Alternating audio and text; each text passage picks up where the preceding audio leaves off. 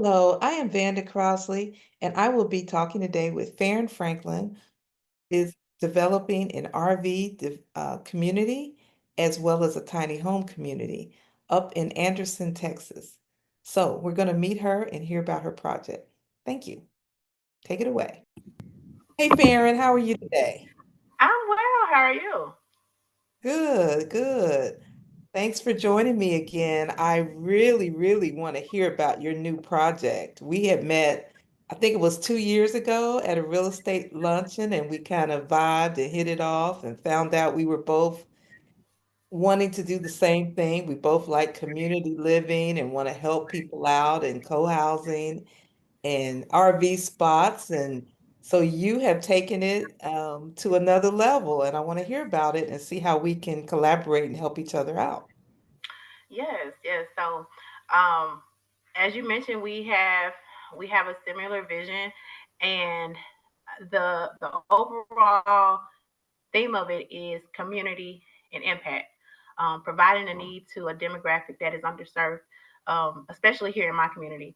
So I know, yeah, people always say it starts with home, so that's where I'm starting, literally, because the property that I'm utilizing actually belonged to my deceased grandmother.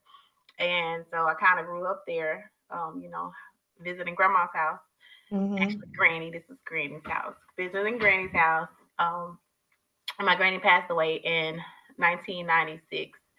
And the property, of course, went to her children, and it was rented out for a while. And I always had a real estate bug. I always wanted to invest in real estate and didn't have any idea of how or where to start. And I started by watching HGTV and being inspired. And I would talk about it to my family. And I was not thinking of Granny's property. I was just thinking of how I can get into the real estate game. My mom was like, "Hey, you want to buy Mama's house?" I hadn't thought about it. I was like, sure. And I purchased it and went full throttle into it with the intentions to fix and flip it. Had no idea what I was doing. So there was a lot of trial and error and so much learning, so much valuable learning that I could not have learned in a classroom or in any other space by doing it hands on. So literal blood, sweat, and tears went into this. And Yeah. once it was renovated, I decided to hold it. More probably mostly from sentimental value and the thought of it being my first project and all that. And so took it to just, of course, with my knowledge at the time, um, I decided to just do it as a rental. But during the time of the renovation period, I had to secure funding to get the renovation going. And of course, I needed to pay that money back. And I'm like, okay, what do I do now? I actually reached out to one of my professors from undergrad. So this was he and I hadn't talked in a long time. I'm not going to date myself for how long ago that was, but I shot him an email and told him what I was doing and kind of wanted to hear his feedback. And he was like, "Hey, let's meet up." So we meet up, and I had a notebook and pen, and I told him what I did. He was like, "Oh, you can pull the equity that you built. You can pull that out of there. You can do this and this." And he's just talking, and I'm just writing because at this point it's all over my head. He's using these real estate terms and lingo that I didn't know about. And so I write all this stuff down, and I have like a couple pages of notes, and I go down this rabbit hole and do research, and I figured it out. And I was like, okay, this could be something.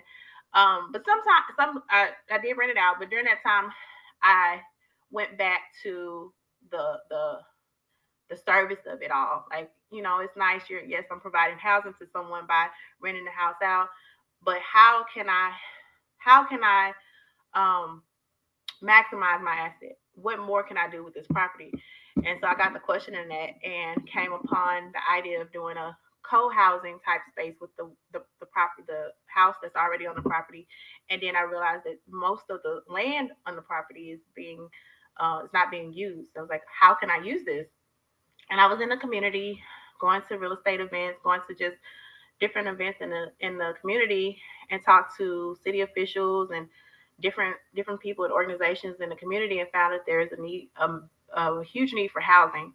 Um, and so specifically to seniors, because I wanted to reach the senior demographic, um, because I know, like, in our senior living communities locally, there are waiting lists. These people don't have anywhere to live, and Also knowing who my granny was and the person she was, I know that she was so service oriented, service hearted, and service minded, and that she would love for her property to be used in that way. So now that's where I am. I'm working to develop the space that I have, um, and utilizing the existing home, and also developing, starting with an RV park with 6 pad sites, and then it can transition into a mixture of a tiny home community, um, to house the demographic that needs it in the community.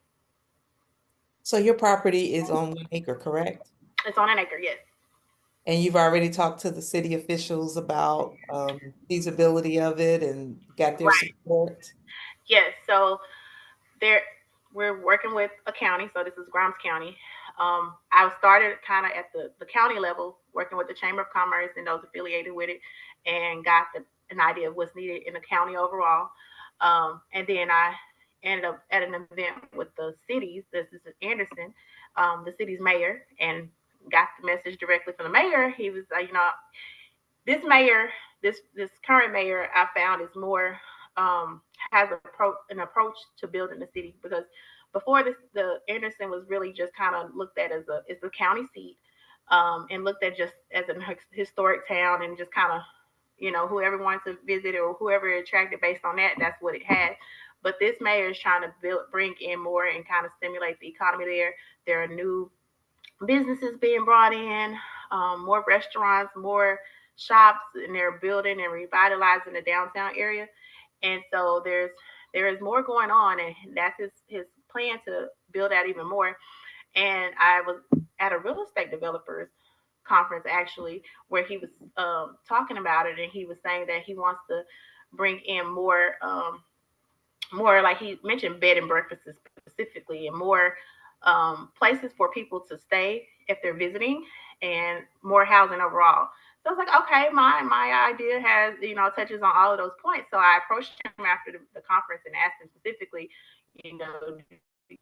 what do you think of this? He was like, yeah, that would be great. We need it. And I asked him about zoning and requirements, and he told me that since my property is outside of the city limits, that there are no zoning restrictions, and basically have at it. Nice, nice. So are you going to have to build additional water well or different infrastructure on this acre to accommodate all of the properties that you're going to put there? So, because the property has been used for residential usage, there is already existing electricity and water hookups there. And so, for the electric, for the development, all it would just require is just additional extensions to it. And for the water, there would need to be additional septic system put in, but and it can also connect to the existing water that's already there. So it's not starting from scratch, which is good for the budget. Yeah. You already have someone living in the home? It's not currently rented, because the last tenant I had rented it, like, as a single family dwelling. But as I mentioned, I would like it to be a co-housing space. And so I would like to use a model of renting it by the room. And I just haven't done that yet, because part of what I proposed in the development is some renovations to the home, and some of those renovations are specifically for a senior demographic, so that it will include making the house handicap accessible. Yeah, opening up the doorways, wider doorways, and taking the tub out and having a Right, rain ramps, shower. that type of thing. So, speaking of budget, how are you funding it and what kind of help are you looking for? Okay, so I am at the point of securing investors. I'm marketing this project to investors, and there are several options for returns on their investment. They include the option to either do a like equity partnership, where you get a preferred return of 10%, 8 to 10% annually, and you can get additional profit sharing after the preferred returns are met. And equity holders would also benefit from property appreciation and any refinance proceeds. And then there's an option of just the investor being a private lender and lending the amount needed, and could earn a fixed return of 10 to 12% APR. And that's great because it's secured by the property and its improvements. and this can be with monthly or quarterly payments.